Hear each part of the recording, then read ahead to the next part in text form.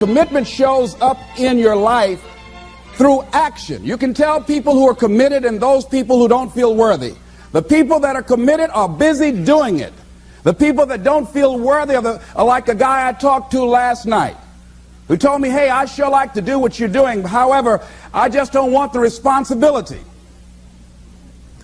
The company I work for, they're taking good care of me. I say, let me tell you something. Once you increase your sense of worthiness, you won't even be able to open your mouth saying that somebody is taking care of you. You want to take care of yourself. But see, because he doesn't feel worthy, he's intelligent. 17 years for a major corporation. They've spent thousands of dollars training him. He knows he has the book knowledge. But his attitude is, his vision of himself, his sense of deservingness says, you can't have that. So he will fabricate all kinds of excuses on why he can't have it. Robert Anthony said something.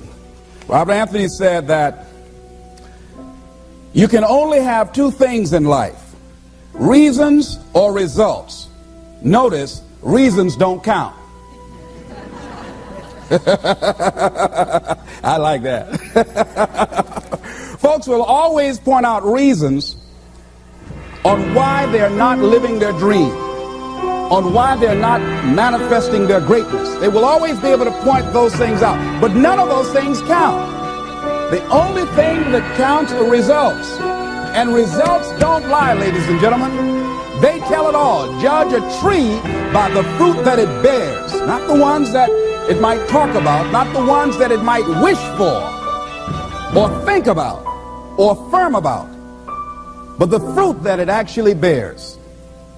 So let us look. I think that all of us are committed, but I think that some of us are producing results in our lives that level of commitment brings that we particularly don't like or find distasteful. I don't think that as a participant in life you cannot be committed. You're either committed to mediocrity or you're committed to greatness.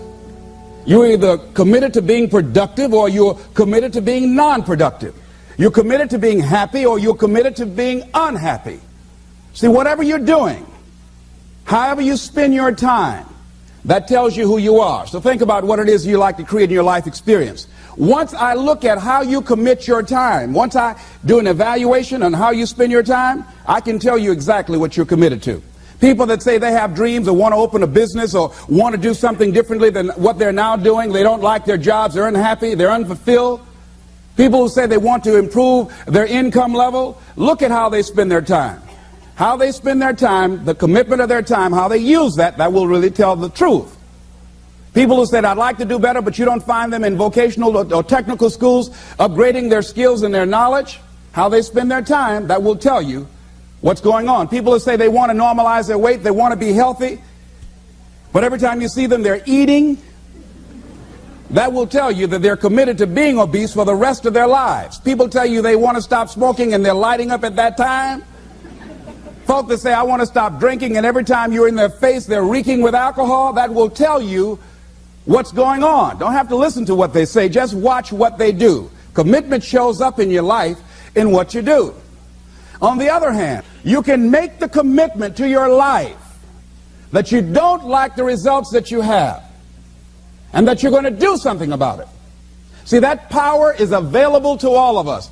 People who look at life and decide, I want something different for myself. Carol Hatfield. Carol, who lives in Detroit, single mother, decided that she wanted to go into her own business, did not have enough money to do it. She wanted to have a health food store.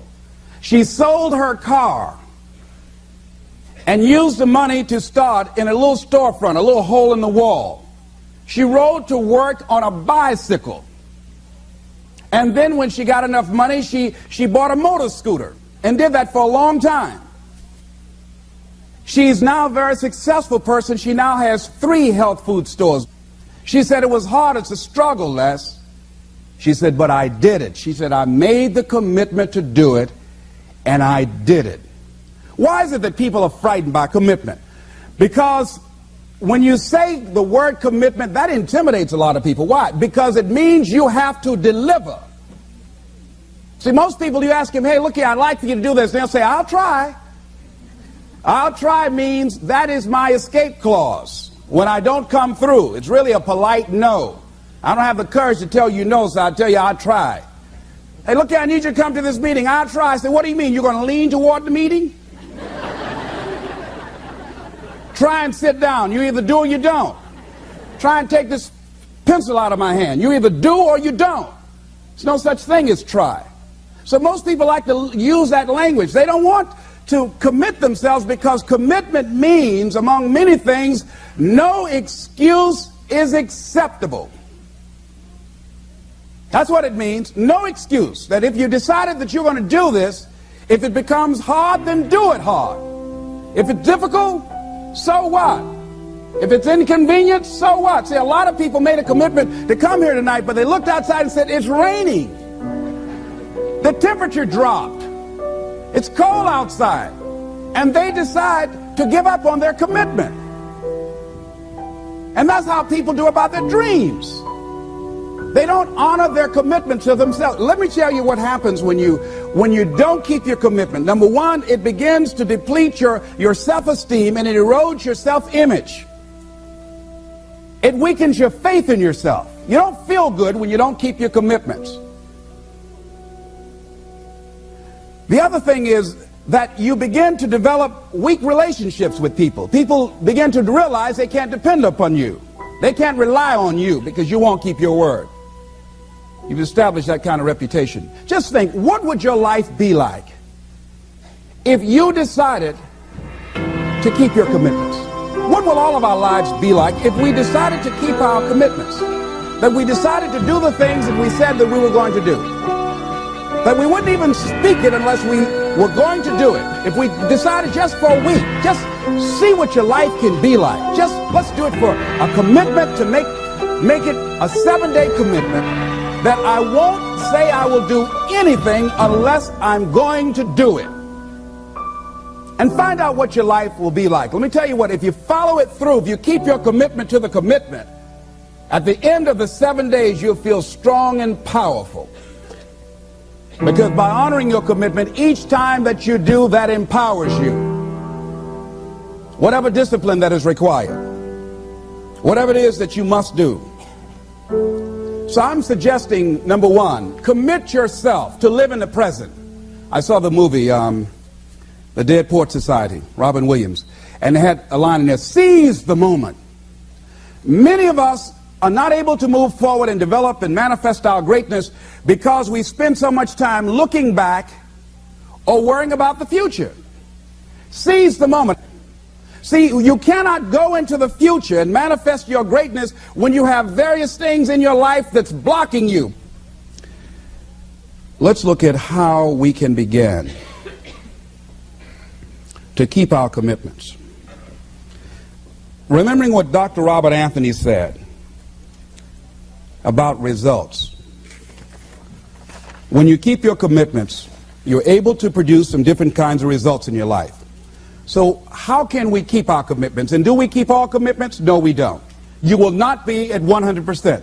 However, you will have a greater percentage rate of maintaining your commitments to yourself, whatever those things might be. If it's going into business, if it's changing a habit that you know that works against you, if it's overcoming self-destructive behavior, if it's retraining your thinking, if it's reinventing yourself, if it's trying to begin to design your relationship differently, all of us have the possibility, by focusing and really harnessing our attention and concentrating on it, we really have available to us the power to honor our commitments in those particular areas. So number one, make it priority. See, no one would go get on an airplane if you thought your chances of getting there to your destination were as good as your luggage. Am I correct? See, and I say the reason that you will reach your destination more times than your luggage will is because the airline, and I'm glad that they do, has made it a priority to move the human beings from one point to the other safely. Not send you off to Boston or someplace with your luggage. So I'm not really upset when my luggage doesn't show up. I'm glad they delivered me. because they've made me a priority. See, they have made delivering you to your destination important. So if you want to honor your commitment, whatever you decide that you're going to do, make sure you make it important. Make sure it is priority. Keep it before you. The other thing is, whatever that you want to do, whatever you want to begin to create and beginning to manifest your greatness and strengthening your level of commitment, and it's really exercising your will. Find something that you want to do on your goal, one action step, but make sure it stretches you, that it challenges you, but it's doable, that you can do it. This year I decided that I was going to exercise. So I started out doing just 10 setups and 10 push-ups. I know I can do that and not get upset about it. I can do that without thinking. So I started out small. Now I'm up to 50, but if I try to do 50 starting out, I wouldn't still be doing it. So I started doing it in manageable segments. Do that, and that strengthens your will. So my commitment now is strengthened and fortified by the activity of actually doing it. So now I can expand and build from there. When I decided to begin to manage my money differently, and I started saving 5% of my money, then I increased it to 10%. Then to 15%. So now I have disciplined myself to live off 75% of my income. I took discipline to do that, but I started watching how I was spending my money. I started keeping a log and following myself. So you want to begin to find something that is manageable, that you know that you can do. The next thing, in beginning to keep your commitments to yourself, have some friends that will hold you accountable, that won't let you off the hook, that won't tolerate anything less than the best from you. People that will support you in this new way of being, in this new state of consciousness. The other thing is that important is have a contingency plan. See, many times when you make a commitment to do something, there are some other variables that will happen that you can't control or you perhaps did not think about. So you want to have some other plans going on. You want to become creative. See, most people don't keep their commitments because when something goes wrong, they just stop. They don't have a contingency plan. So they don't know what to do next. Start being creative. If you challenge yourself, many times we say, I don't know what to do. And I always ask myself, but if you did know what to do, Les, what will it be? That activates another part of my mind. I start thinking about the possibilities and just experimenting. But many of us just stop dead in our tracks. I don't know what to do. You do know what to do. You've got genius in you.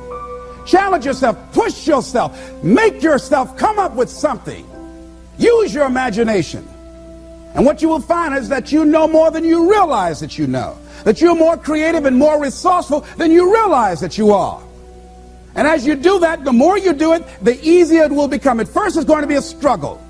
And after you get into a certain level of consciousness, you will ask yourself, how is it that I didn't see this before?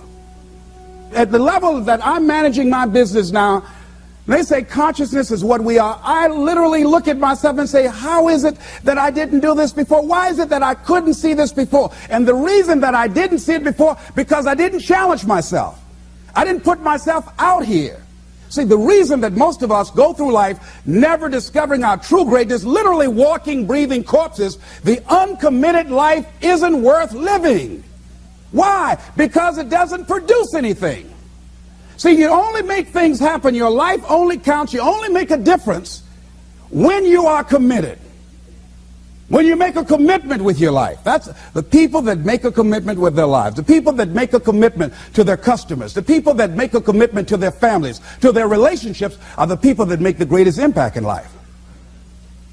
What is commitment? Commitment is the salesman who says, look here, I'm going to make $1,000 today and I'm not going home. You can turn the lights out. The janitors could be here running the vacuum cleaner. I'm not leaving here till I do it. I used to be a door-to-door salesman. I had X number of TVs. I had a minimum amount that I knew I had to sell every day in order to provide for my mother, who was ill at the time, who had lost her job at the M&M cafeteria because of arthritis. And I said, I'm going to go door to door, and sometimes I would not come home until 1 o'clock at night, knocking on people's door, people closing. What do you want? Would you like to buy a nice working month's television set, no money down? No! What about an Emerson TV? No! Thank you very much. Do you know anybody else that would be interested? No! Thank you very kindly. Knock on another. Hello? Would you like to buy a nice working television set? No money down? No, get away from our door. Thank you very kindly. Do you know anybody else would be? Yeah, my cousin, he lives 2 doors down. Thank you very kindly. I tell him you sent me. When I heard your cousin told me that you wanted to buy a television set, told me to come here and talk to you, we got a special discount for you. Yes, come in, I'm interested. I would just keep right on. I would not go home until I did it. It's an interesting thing, ladies and gentlemen, that when we put ourselves in a situation where we say we're going to do it, it puts you in another zone where the universe responds to you. When you have that kind of consciousness, see, the universe responds to the man or woman that refuses to be denied, because that is your commitment. That business that you want, that book you want to write, that dream that you have of controlling your destiny, that is yours. That power to create that and to manifest that, that is yours. That's available to you. But you've got to be willing to stand there and face disappointment, not have support, be lonely, doubt yourself sometimes, be rejected again and again and again, become bankrupt if necessary, again and again and again, and refuse to turn around until life gives it up. Nothing can resist a person that has that kind of commitment. The people that have made a difference on the planet. When John F. Kennedy said, we will go to the moon in the next decade, he spoke it. That was a commitment, and people shared that vision. People bought into that. We've had all kinds of examples in history where people have made declarations, who have committed their lives to bring about a difference. There are people who are taking a stand today against hunger. I guarantee you it will be a part of our past at some point in time. Someone took a stand against polio. It no longer plagues us as it once did, because someone said, it is my commitment to eradicate it from the face of the earth. Someone made the commitment. The reason that we're here and enjoying the democracy that we have, someone made a commitment that whatever is required, if it means that I die. I remember Paul Robeson, here I stand, for I can do no other. And that's how you must be. Commitment means standing up for your life. It means honoring yourself. It means beginning to say and to see and recognize your alignment and oneness with the universe, and that you are a channel for life to express through. And we short-circuit it with anger. We short-circuit it with fear. We short-circuit it with envy. We short-circuit it by being lazy or apathetic or giving up easily. Why?